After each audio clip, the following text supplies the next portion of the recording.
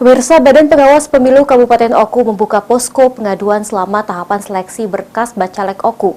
Posko dibuka di kantor Bawaslu Oku sendiri.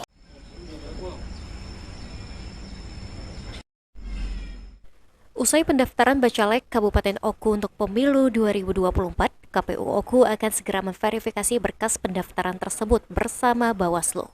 Bawaslu Oku sendiri akan membuka posko pengaduan bagi masyarakat maupun Bacalek yang merasa atau melihat adanya pelanggaran pemilu. Hal itu diungkapkan oleh anggota Bawaslu Oku, Yeyen Andrizal, yang menyebutkan jika posko tersebut sudah dibuka sejak pendaftaran Bacalek lalu.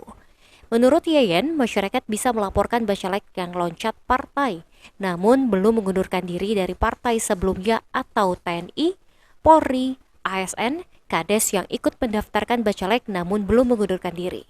Termasuk juga Bacalek bisa melaporkan adanya dugaan pelanggaran pemilu yang dilakukan oleh penyelenggara pemilu atau peserta pemilu. Kita membuka posko terkait orang-orang yang mesti harus melakukan pengunduran diri. Yang pertama salah satunya adalah bakal calon anggota DPR yang berasal dari partai lain yang akan pindah ke partai yang berbeda. Itu yang pertama. Yang kedua, TNI, Polri, terus lagi ASN, pejabat negara, Kades, yang tentunya di mana mereka harus diwajibkan untuk mengundurkan diri.